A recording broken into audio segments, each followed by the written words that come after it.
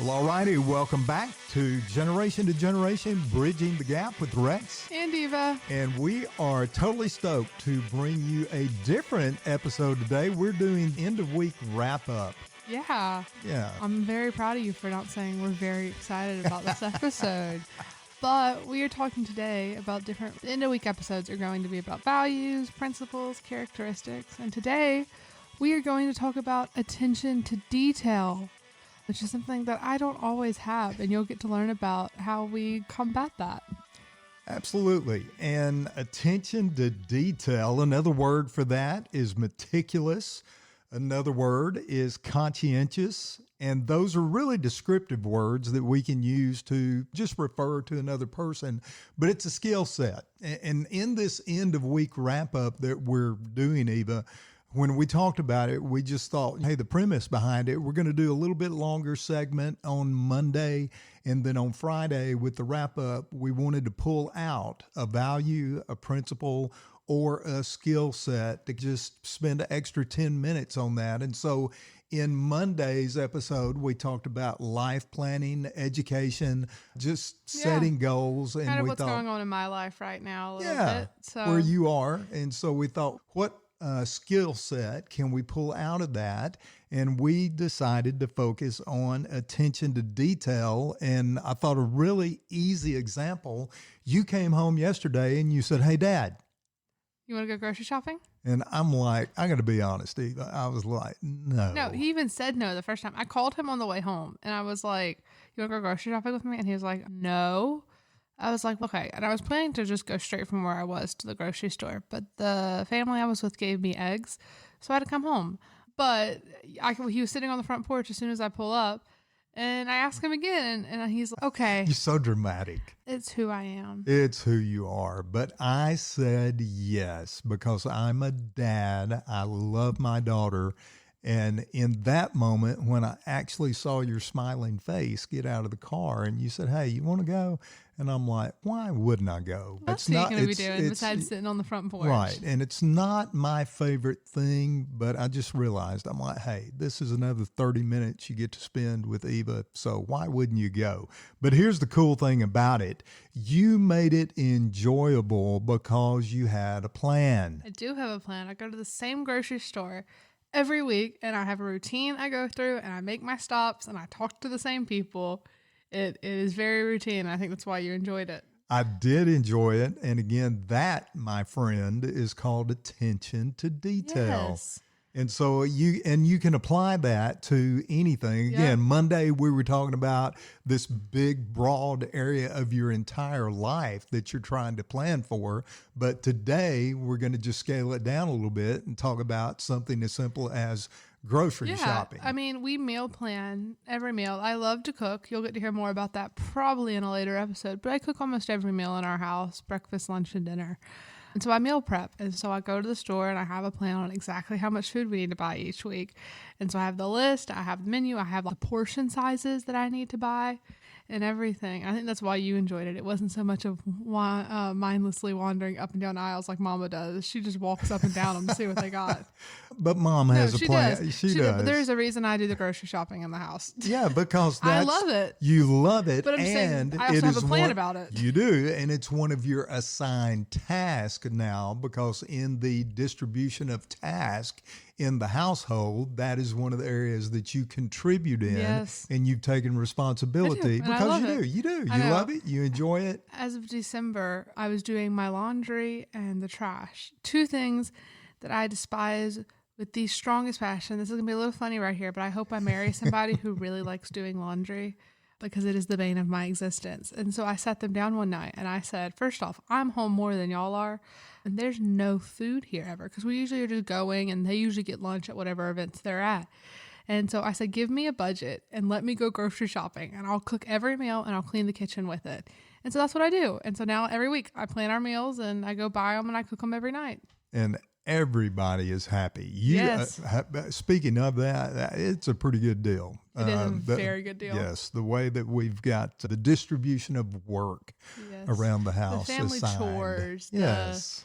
Yes, it's a lot of fun. And matter of fact, last night, oh my gosh, girl, Yeah. swordfish. I made swordfish with squash and balsamic green beans. It was very, hi Dakota. It was very good. It was awesome. So, back to the premise topic. of this Yeah, the episode. premise of this episode.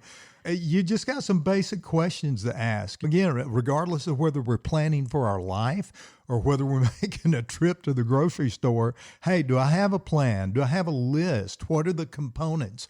What are the elements of what I've got to think through and what I've got to work through? How much thought have I given this particular thing? How much is it going to cost? How much time is it going to take? Can I pay for it? What am I going to do to pay for it?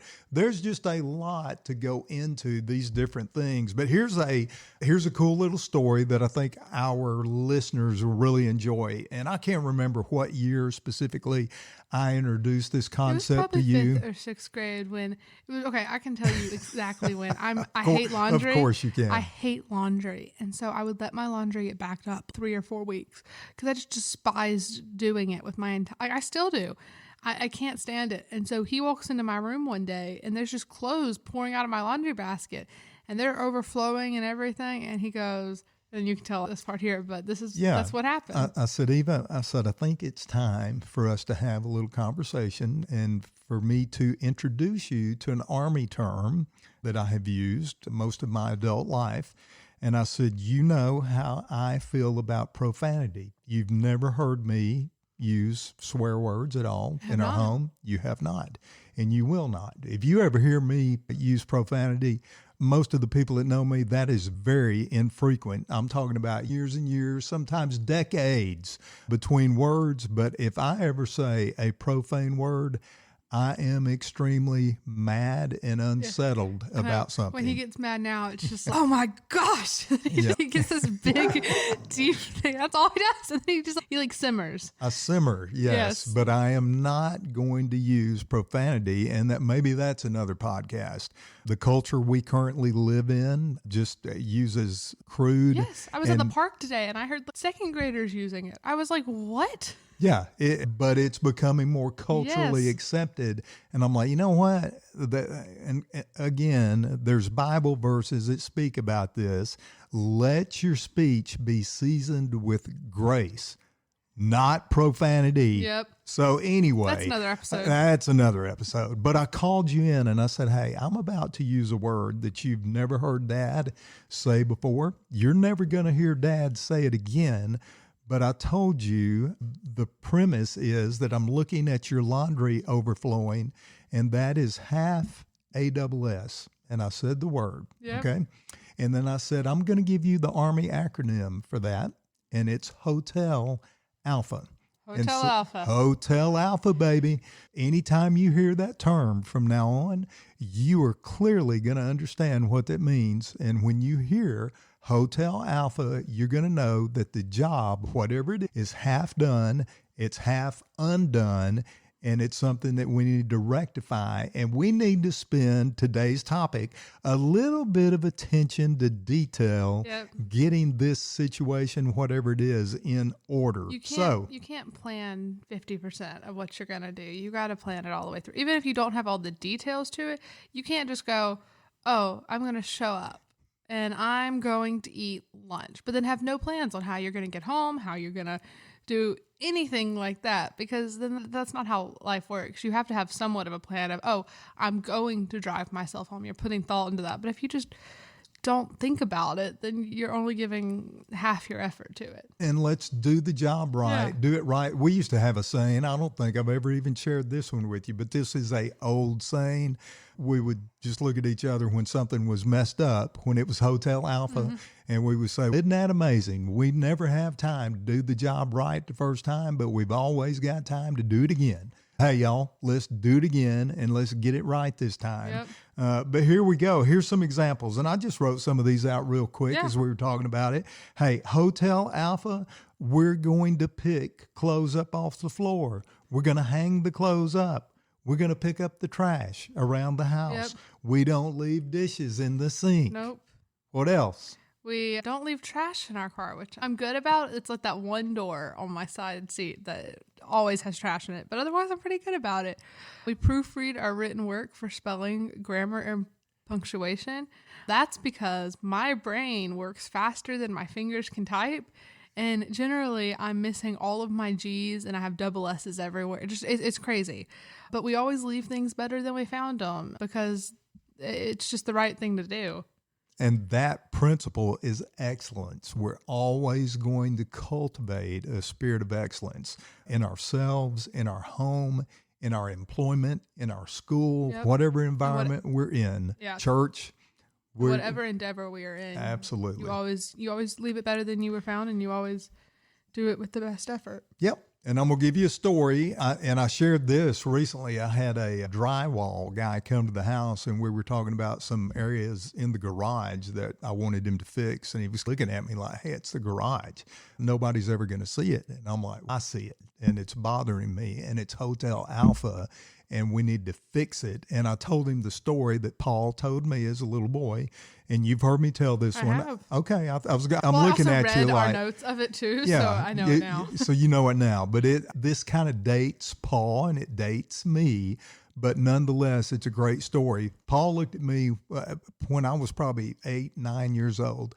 And he said, hey, son, he said, you can tell the kind of man you're dealing with by looking at his shoes. If you look at the front of his shoes and they're shined, and you look at the back of his shoes and they're not shined, he didn't say it this way, but I'm saying it, you're looking at a Hotel Alpha kind of guy.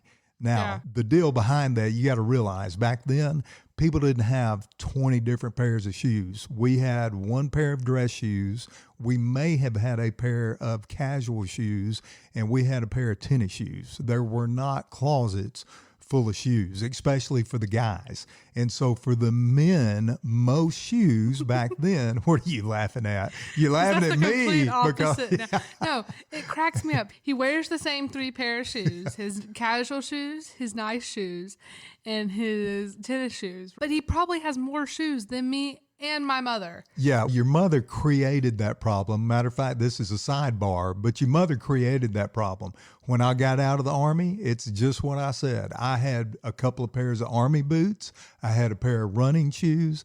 I had one pair of dress shoes, and that's it. That's all I needed in the Army. Then I got a job in corporate America, and I thought, I guess I better go get some dress shoes to wear to work. And she comes over in Dillard's, and I'm in the shoe section, and she said, what's up?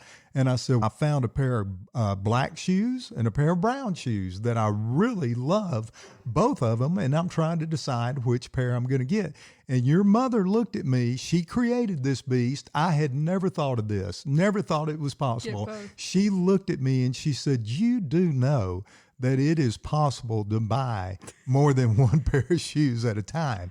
That thought had never crossed my mind, Eva, because it's just the way that I was raised. We had, it's back in your day. Back in my day, we did it. We didn't buy multiple pairs of shoes. So that day, I bought 2 pair of shoes, and I thought, oh my gosh, this is awesome. So anytime your mother and you complain about the shoes in my closet, it is her fault. She created this beast. What's so funny though is we're all that way though. We really wear the same. I think we all wear the same pair of shoes. Like Mama gets so on to me about my ratty pair of Vans because I wear them everything. I want to wear them with my dresses. I want to wear them with my leggings. She's like, Eva, go put some real shoes on. And I'm like, but they're my favorite. And I think that's a good principle. That's another episode we could do. Overconsumption. Overconsumption. We are going to talk about that because the principle there is, well, it's not a principle, but it's something you need to be aware of. Commercial stores, the internet, Amazon, eBay, you name one, they are Disney. They are masters at getting your money. Yep. And so you got to figure out, hey, who's running the money here? You'll hear about that on Monday. On Monday. All right. So back to Paul's story. Everyone has the context of the shoes. Back then, back in the day when Paul was growing up, and even when I was growing up, a man generally had 1 to 2 pair of dress shoes. Most of the time they were leather, and men took great pride in shining their shoes. I remember my dad in the morning, he had a little shoe shine kit, and he would be in the den with a brush and a rag and some shoe paste, called it shoe wax, and he would shine to a gloss, and it was awesome.